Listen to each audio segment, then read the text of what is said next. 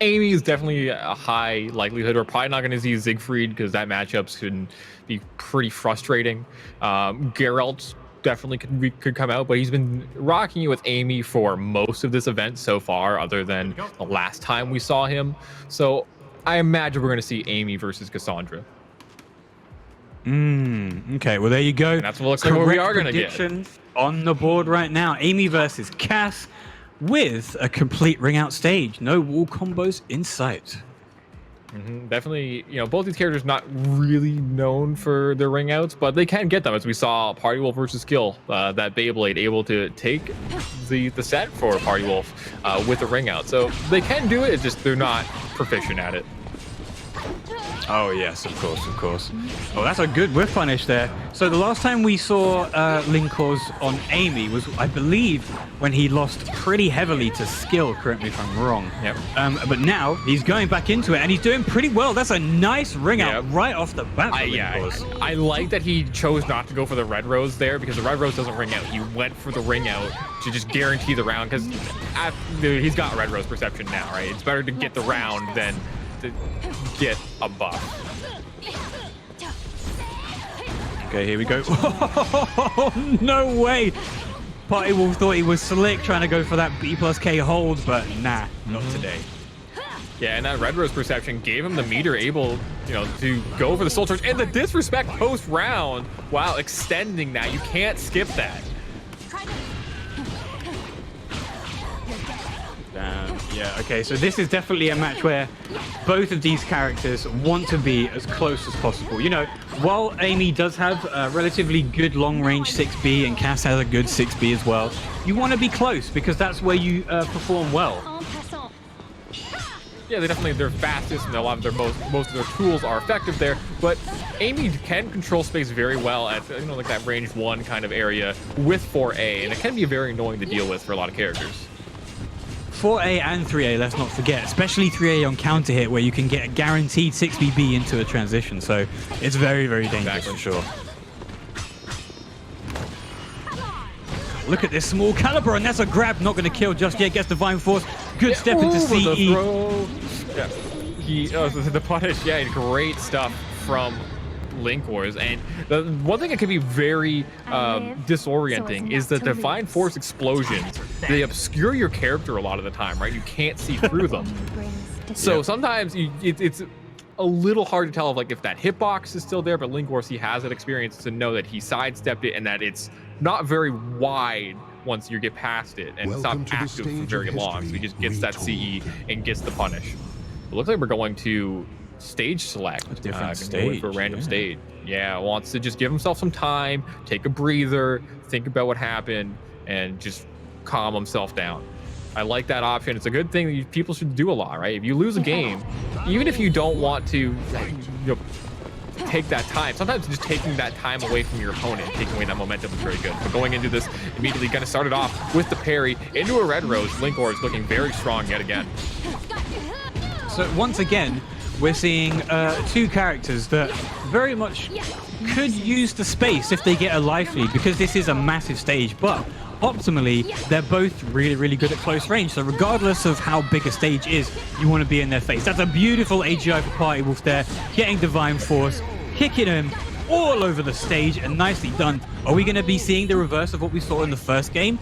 Maybe. Definitely, yeah, that ring out was a big momentum shift in game number 1, not going to be available here. And Linkorz doesn't have red rose perception yet. He's still going to be trying to get it, making his game plan a lot more predictable. Right, he can't go for optimal damage in a lot of situations because he needs to get that red rose perception, but there it is. He is now at full power, and look at this damage increase. The damage potential for Amy goes through the roof when she gets red rose perception. Oh, good way to interrupt. And again, 4-4-A. A great move by Party Wolf to just get a delayed move out there in case a GI or an AGI was going to come out. Goes for the Captain America. Yeah, into the frame trap.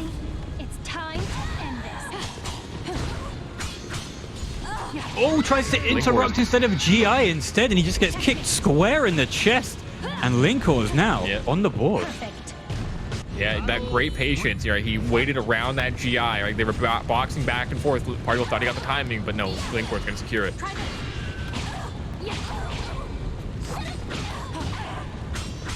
Oh, great interrupt by Linkorz. Yeah, returning back with like that small caliber, and there's a GI battle, and this is going to be a lot of damage. Oh, that looks like he went. Well, not a lot of damage, no. That's a lot of damage for what it is, though. Oh, there's the 1B. Can they get the guaranteed off of that? Because it is a stun on normal hit. That's going to be a kill from the grab. And Linkorz in a really good position to take this 2-0 over Party Wolf in what feels like about 10 seconds. Yeah, he's been very dominant here. Has that Red Rose perception, so going to be powered up.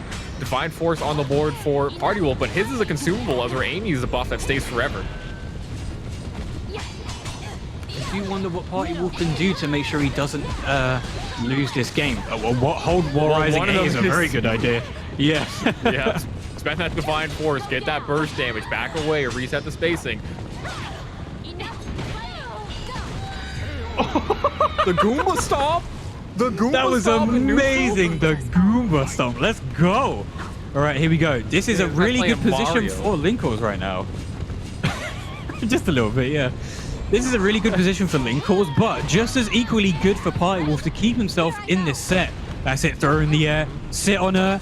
Good break by Linkorz, though, not incurring any more damage. No, just a little bit of chip damage, that's it. Soul Charge coming out from Party Wolf, trying to just get rid of any momentum that Linkorz could have gotten from that situation.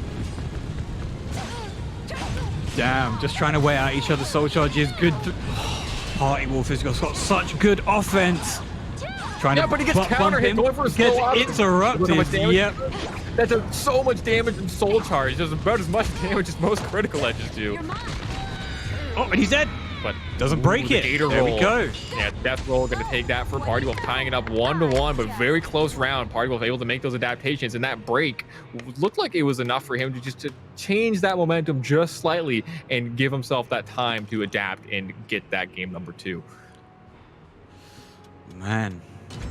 Do we think we'll see a character switch here from Linkorz, or is he just going to go straight back to Amy? Because it looks like Amy is working out. Yeah, it's not like his Amy was getting blown up by any means, right? He was doing very well. He won game number 1. Game number 2 was very close.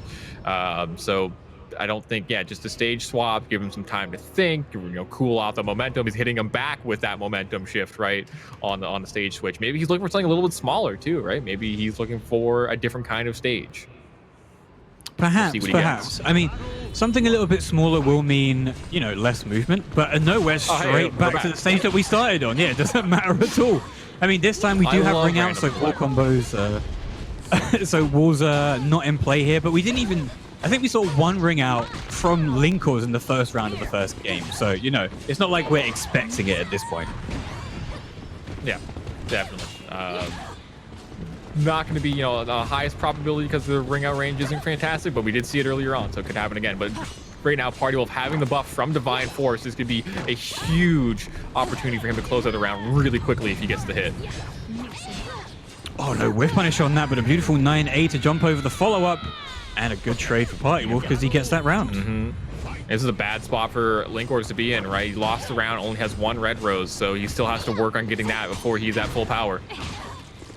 So if there's something that I have noticed is that Linkorz hasn't been very successful with 3A. So Party Wolf is essentially just right there, he tries to do it again. Party Wolf just ready for it. He has essentially shut down one of Amy's and probably the game's best Hori mids. It's really good, but it's stubby, right? So you can just dance in and out of it and get whiff punishes potentially. Just like that. Yeah. Yep. Ooh, nice 6K counter hit on the back step. There's Soul Charge and Divine Force. This is pretty scary.